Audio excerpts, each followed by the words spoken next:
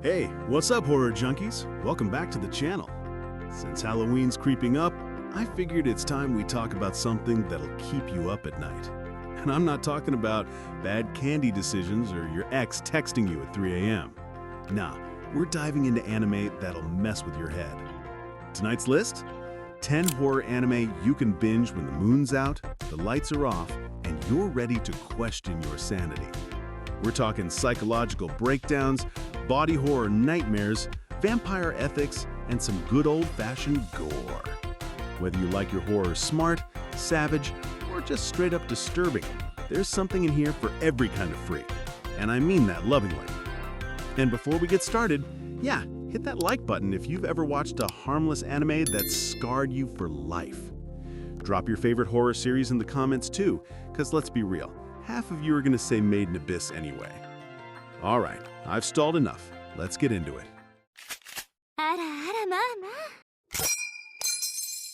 All right, let's start this list with Higurashi When They Cry. If Halloween had a personality, this show would be it. Sweet on the outside, pure nightmare fuel underneath.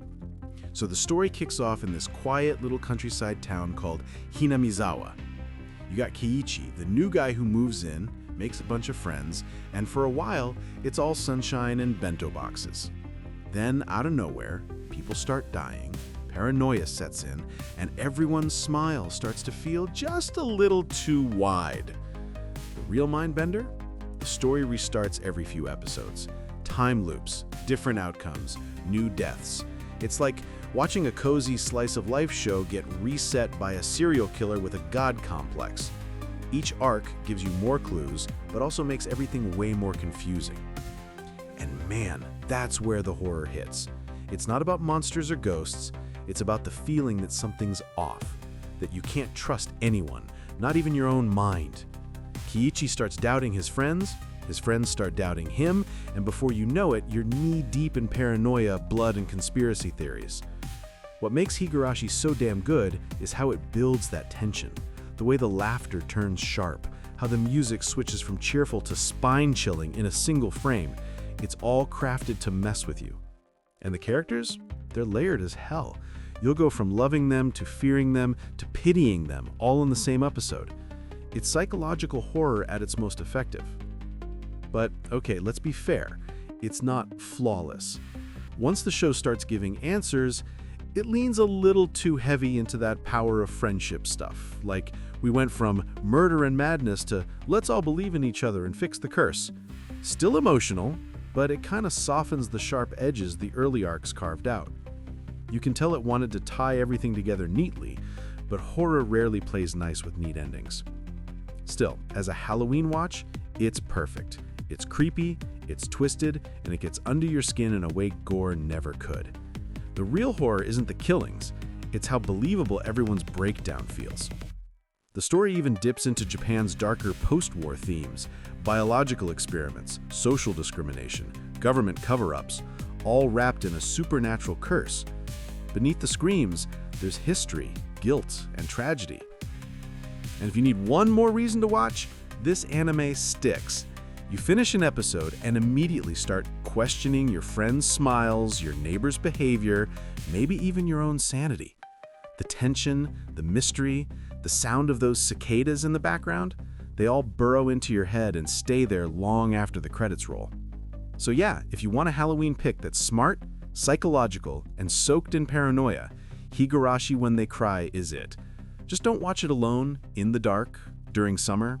Those cicadas start sounding way too real after a while. All right, now let's talk about Perfect Blue, the movie that doesn't just mess with your head, it rents space in there and redecorates it with pure psychological chaos. So here's the setup. Mima Kirigoe, a sweet J-pop idol, decides she's done with singing bubblegum songs and wants to be taken seriously as an actress. Simple career move, right? Except the second she tries to change her image, everything in her life starts to crumble. Fans turn on her, her management pushes her into darker roles, and she gets this creepy stalker who insists the real Mima would never act like that. And just when you think you've got a grip on what's happening, you don't. The line between performance and reality blurs until even Mima doesn't know who she is anymore.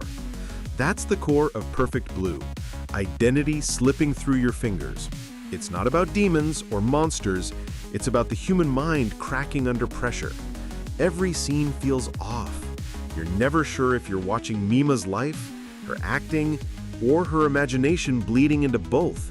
It's haunting in this slow, suffocating way, like being trapped in someone else's breakdown. Now, what makes this film so damn brilliant is how deliberate everything feels. Satoshi Kon doesn't rely on jump scares or gore. He uses framing, sound, and repetition to make you uneasy. Mirrors reflect the wrong image, conversations loop back on themselves. The camera cuts just fast enough to make you doubt what you saw. You start to feel like you're being watched too, which is exactly what the movie wants. It turns you into the stalker.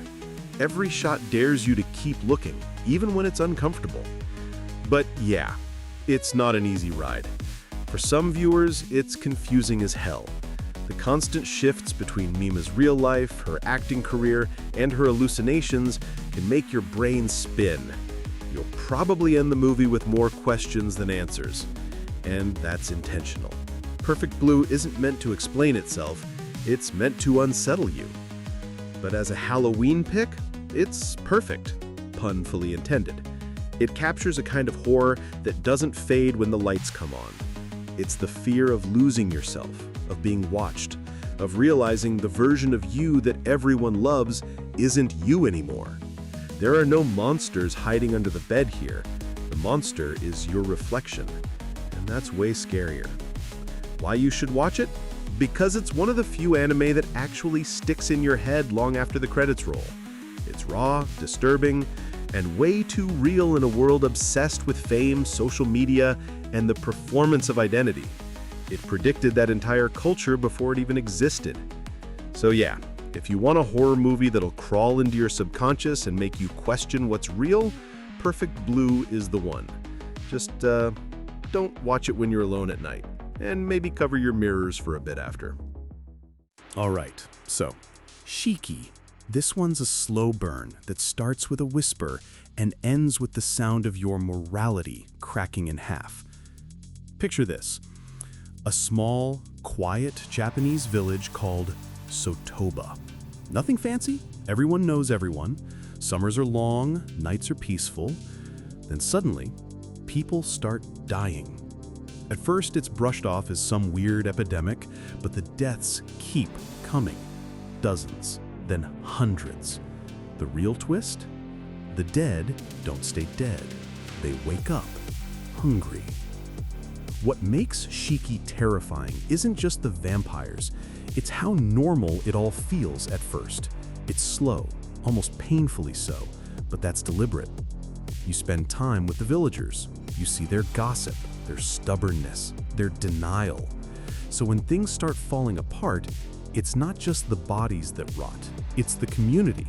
The lines between right and wrong start to blur so much that by the time you realize who the real monsters are, it's already too late. The first half of Shiki is pure dread. Strange funerals, eerie stares from windows, that gut feeling that something's watching you. But when it finally hits its breaking point, it erupts. People lose their minds. Neighbors turn on each other. The quiet, orderly village turns into a nightmare of pitchforks and blood. And somehow, you kind of understand why.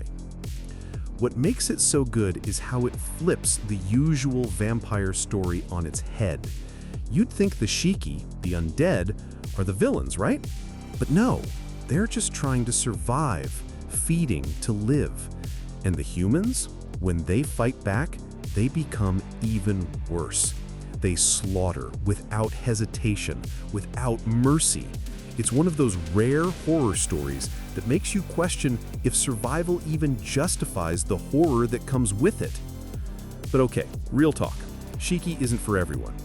The pacing is glacial at first, and some of the animation choices are, let's just say, bold. Like, everyone's hair looks like it's trying to defy gravity, and the eyes can be straight up distracting sometimes.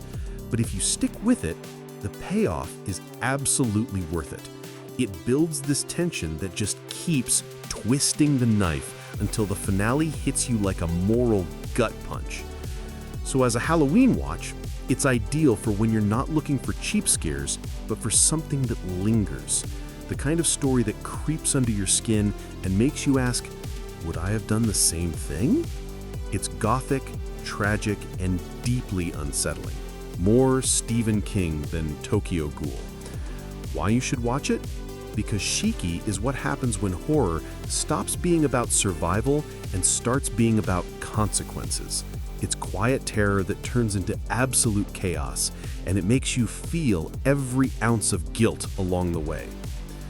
So yeah, if you want something that doesn't just scare you, but makes you feel bad about being human, Shiki is your Halloween meal. Just be ready to lose faith in small towns. All right, so Parasite the Maxim. This one's body horror meets philosophy with a side of, oh god, what if that happened to me energy. It kicks off with your boy Shinichi Izumi, a quiet high schooler who wakes up one night to find a worm-like alien trying to crawl into his ear and hijack his brain. Gross, right? Except the thing fails, gets stuck in his hand instead, and now his right arm has its own personality, voice, and eyeball. The parasite calls itself Migi, and from that point on, they're basically forced roommates. One human, one alien, sharing the same body, but very, very different ideas about what it means to live. At first, it's survival horror. Shinichi's trying to hide Migi, while other parasites, ones that did take over their hosts, are out there killing people like it's dinner time. But as it goes on, it turns into something way deeper. It's not just about monsters eating humans, it's about evolution, morality, and what humanity even means when the line between us and them starts to blur. The more Shinichi and Migi bond, the more alike they become, and it's equal parts fascinating and terrifying. The show absolutely nails its tone. The first half is peak paranoia, tension, suspense, and that sick feeling that no one around you is what they seem. The action scenes? Brutal. People get sliced apart in seconds. Heads split open, limbs twist into blades. It's grotesque, but never pointless. The violence always ties back to something bigger. It's a survival story that keeps asking, are we really any better than the monsters? Now, where it starts to stumble is near the end. The pacing slows, the themes get a bit muddled, and the heavy philosophical talk sometimes overshadow the tight, visceral storytelling that made the beginning so strong. Still, even with that dip, it's one of those shows that sticks with you. You might not remember every battle, but you'll remember the questions it asks. And as a Halloween pick, it's perfect for anyone who loves their horror mixed with meaning. This isn't your standard gore fest. It's the kind of show that makes you squirm and think. The fear doesn't come from monsters under the bed. It comes from realizing those monsters might just be another version of us. There's something deeply unsettling about watching a parasite show more logic and empathy than the humans it's supposed to be imitating. Why you should watch it? Because it's not just scary, it's existentially scary. It crawls under your skin, makes you question your own instincts, and somehow turns an alien invasion into a story about compassion. And that relationship between Shinichi and Migi? Easily one of the best human-non-human dynamics in anime. Half comedy duo, half moral debate, half what the hell are we even doing energy. So yeah, if you want your Halloween anime to be bloody and brainy, Parasite the Maxim is the one. Just good luck looking at your hands the same way again. All right, let's talk about Elfen Lied, the anime that walks in covered in blood, looks you dead in the eye, and says, yeah, this is gonna hurt. The story kicks off in a lab. Sterile halls, alarms blaring, and then boom, total carnage. A girl named Lucy, naked, head bleeding, and surrounded by corpses, just walks out like it's a Tuesday. She's not human. She's a Diclonius, a mutant species with little horns and invisible telekinetic arms called vectors that can slice a man in half before he even screams. She escapes, takes a bullet to the head, and winds up washing ashore near a pair of college students. But here's the catch. The head injury messes her up. She develops a second personality, Nu, who's innocent, clueless, and can barely speak. And now these two sides of her, the gentle and the monstrous, start clashing in a world that fears her very existence. It's violent, it's tragic, and it's way more emotional than you expect from something that opens like a massacre. Because under all the blood and brutality, Elfen Lied is really a story about rejection. About what happens when a person is told over and over again that they don't deserve love. Lucy isn't evil for the sake of it. She's broken.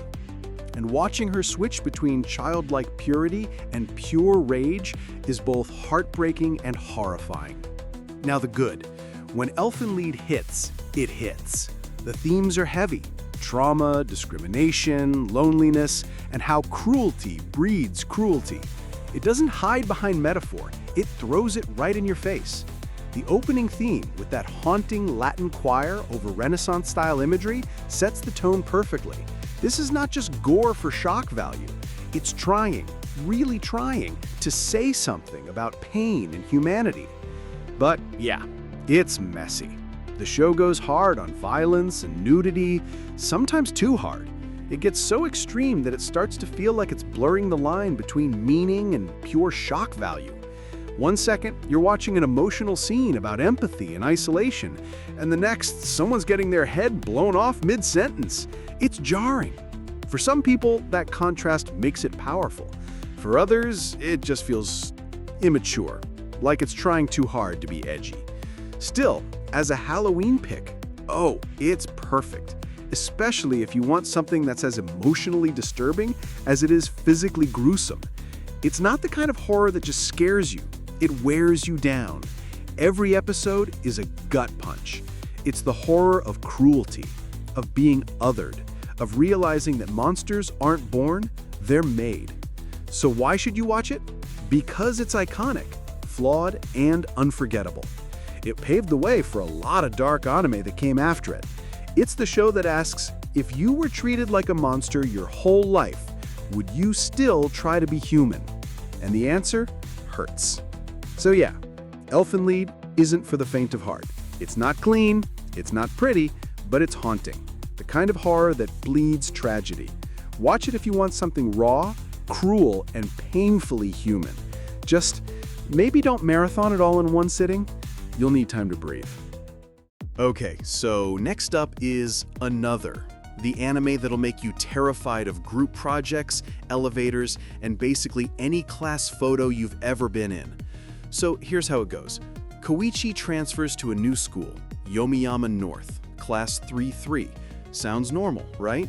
Except, yeah, this class is cursed. Like, people die every month in horribly creative ways cursed. The origin? Decades ago, a student died and the class pretended they were still alive. That little lie basically cursed the class forever, and now reality itself won't let go. When Koichi shows up, things immediately feel off. His classmates act weird, avoid certain people, and there's this mysterious girl with an eye patch, Mei Misaki, who literally gets treated like she doesn't exist. From there, the deaths start stacking up. Fans like to describe it as Final Destination, but make it anime, and honestly, that's dead on. Pun intended. Now, what makes Another actually work is its atmosphere. It nails that creepy J-horror vibe. Quiet towns, eerie classrooms, thunder rolling in the background. The show builds suspense so naturally that even a scene of someone walking down the hallway feels tense. Mei's design, pale skin, black hair, red eye, is basically peak Halloween aesthetic. It's slow at first, but once it picks up, oh man, the deaths get wild, like umbrella through the neck kind of wild. But here's where it falls a bit short: pacing. The first few episodes are slow, and when it finally hits its stride, the story kinda flies off the rails. The mystery setup is strong, but by the end, the tone gets messy, shifting from subtle dread to, well, pure chaos. It's still entertaining, but if you came for a clean, tight mystery, you might walk away thinking, did that really just happen? Still, for Halloween, Another absolutely fits. It's got everything: curses, supernatural paranoia, claustrophobic settings, and that uniquely Japanese ghost story tension. The deaths are gruesome enough to keep you squirming, but the mystery keeps your brain engaged too. It's like watching a cursed puzzle slowly solve itself until the puzzle bites back. So if you want something short, spooky, and stylish, a quick Halloween binge that gives you chills without demanding a whole weekend, Another is a solid pick. Just maybe don't watch it right before class, or on a stormy night. All right, buckle up, because Corpse Party Tortured Souls doesn't waste a second pretending to be anything other than straight-up horror. No metaphors, no moral lessons, just blood, screams, and pain.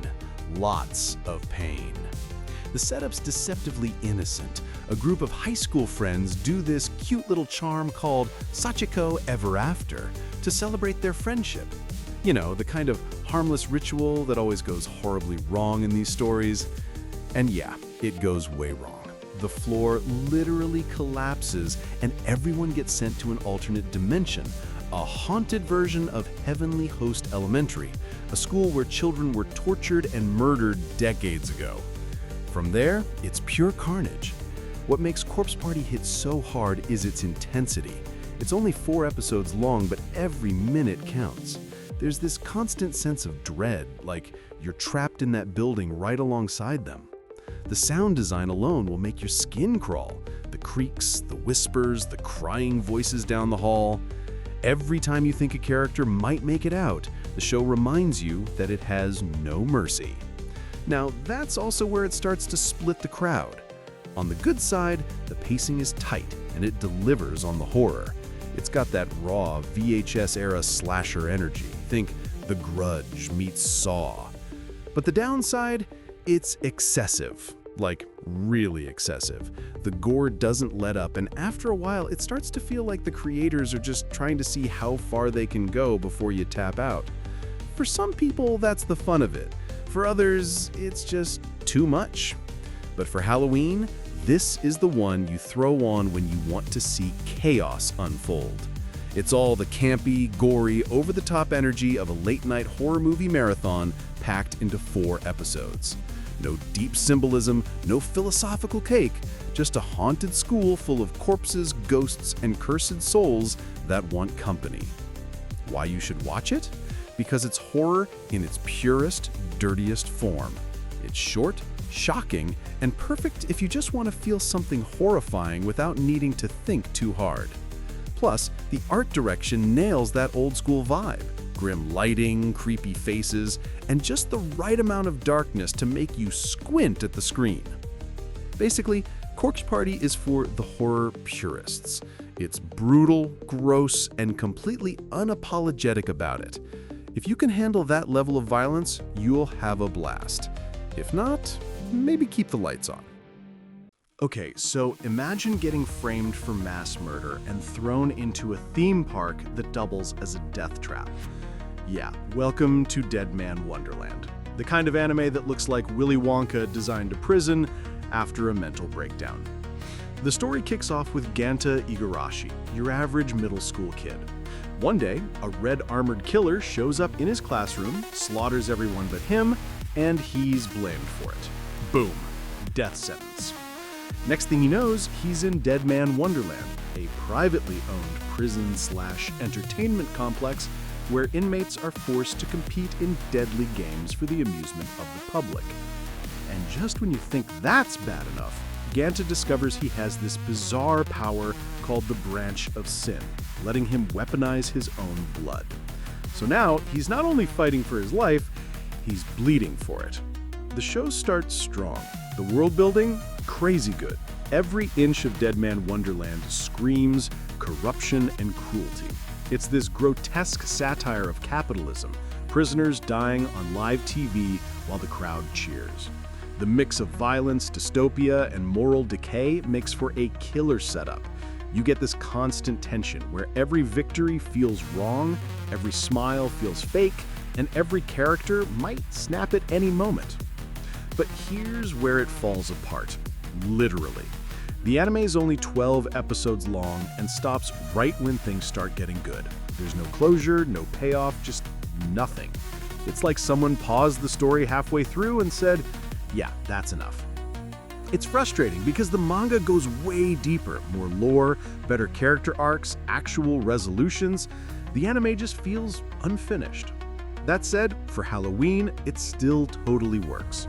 It's gory, stylish, and dripping with that grimy, hopeless energy you want for a late-night watch. The visuals go hard, the fights are wild, and the prison setting makes it feel claustrophobic in the best way. It's the perfect kind of horror thriller that doesn't need ghosts to mess with your head, just people being awful to each other in a system built on pain. Why you should watch it? Because it's fun, in that, oh god, this is messed up kind of way. The violence is extreme, the tone is cynical, and the concept, humans turning suffering into a spectacle, hits a little too close to home. Even with the missing ending, it's a visual rush, especially if you just want something dark and brutal to fill your Halloween playlist. So yeah, if you're in the mood for blood, despair, and a world that's one broken rule away from total collapse, Dead Man Wonderland delivers. Just don't expect closure. All right, now this one's a wild ride. Devilman Crybaby. This isn't just horror, it's the kind of show that grabs you by the throat, screams existential dread in your face, and then leaves you emotionally wrecked by the end credits. The setup? Pretty straightforward at first. Akira Fudo is this soft-hearted high school kid. Kind, timid, always crying, hence Crybaby. His childhood friend Ryo shows up one day and drags him into an underground party, which, surprise, turns into a demon possession massacre. Ryo's plan? Fuse Akira with a demon so he can fight back. Except, it works too well. Akira merges with the demon Amon, becomes this insanely powerful half-human, half-demon hybrid, and decides to use his new strength to protect humanity. But the thing is, protecting humanity starts to mean less and less as the show goes on, because humanity, honestly, doesn't deserve it. What starts as a fight against demons slowly turns into something much darker, an apocalyptic collapse where people become monsters without needing horns or wings. It's not just gore for shock's sake, it's a gut punch of a story about morality, fear, and how easily love turns into hate when panic sets in. Now, for the good. Visually and emotionally, Devilman Crybaby is an experience. Masaaki Yuasa, the director, doesn't pull punches. The art style's raw and fluid, almost surreal. The animation moves like a fever dream. Beautiful 1 second, horrifying the next. And the soundtrack? Haunting. The rap scenes, the synth-heavy score, all of it works to make you feel off balance from start to finish. It's a masterpiece of tone. Chaotic, but purposeful. The bad? Well, it's not for everyone. The pacing feels rushed at times, especially in the middle when the world starts to fall apart. And the content, sex, violence, despair, is extreme. Like, this is not something you casually throw on during dinner. Some people see it as too much, too bleak, too weird, too hopeless. But honestly, that hopelessness is the point. For Halloween, though, this is peak material. It's horrifying, not because of jump scares, but because of how brutally honest it is. The real monsters aren't the demons. It's humanity's fear, hypocrisy, and cruelty. It's a show that turns the apocalypse into a mirror and says, this is you. It's the kind of story that ruins your night in the best way possible. And why you should watch it? Because it's unforgettable. You love it, hate it, or both, but you won't forget it. It's one of those rare shows that makes horror mean something, that pushes you to think about what makes someone human when the world's burning down. So if you want something bold, brutal, and emotionally destructive this Halloween, something that doesn't just scare you but breaks your heart, Devilman Crybaby is your endgame. Okay, so ending this Halloween lineup with pure, bloody style, Hellsing Ultimate. If Devilman Crybaby was emotional horror, this one's straight-up action horror on steroids. The story follows the Hellsing organization, a secret British task force that hunts down vampires, ghouls, and other supernatural freaks threatening humanity. Leading the charge, Sir Integra Hellsing, a boss lady with nerves of steel and her most powerful weapon, Alucard, the ultimate vampire who hunts his own kind just because he can. He's overpowered, smug, and unstoppable, and he absolutely lives for chaos. It all kicks off when Hellsing's forces clash with a vampire army called Millennium, a literal Nazi remnant hell-bent on starting a new world war. What follows is 10 episodes of pure carnage, blood raining from the sky, bodies exploding in every direction, and Alucard grinning through it all like the unholy monster he is. It's loud, stylish, and unapologetically insane. Basically, the anime equivalent of Doom Eternal meets Dracula. Now, moving into what makes this thing so damn fun. It's a spectacle. Every episode looks like a final boss fight. The animation, especially for an OVA, is ridiculously high quality, crisp, cinematic, full of wild camera angles and gothic lighting. It's horror, but it's also metal as hell. Alucard himself is easily one of the coolest protagonists in anime, charismatic, terrifying, and almost poetic in the way he kills. The dialogue oozes bravado, the soundtrack slaps, and the pacing just never slows down. Of course, that comes with a trade-off. The plot isn't deep at all. Don't expect some mind-bending story or moral dilemma.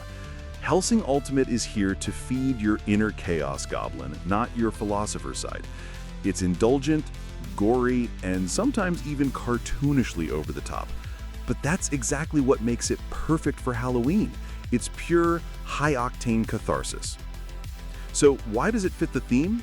Because it's stylish horror done right. It's gothic, violent, and unapologetically cool.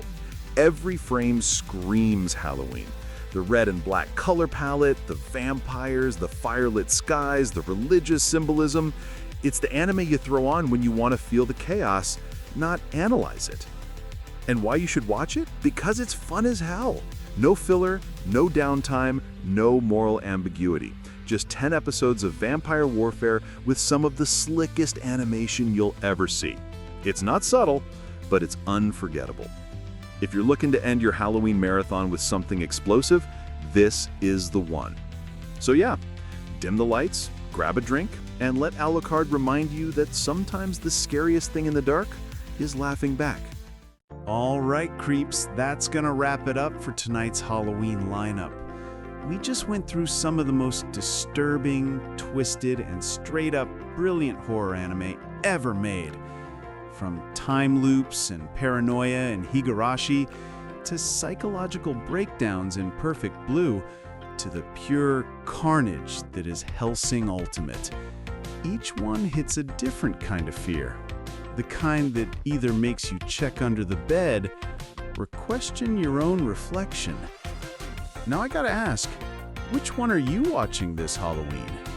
You going psychological with Perfect Blue? Classic dread with Shiki?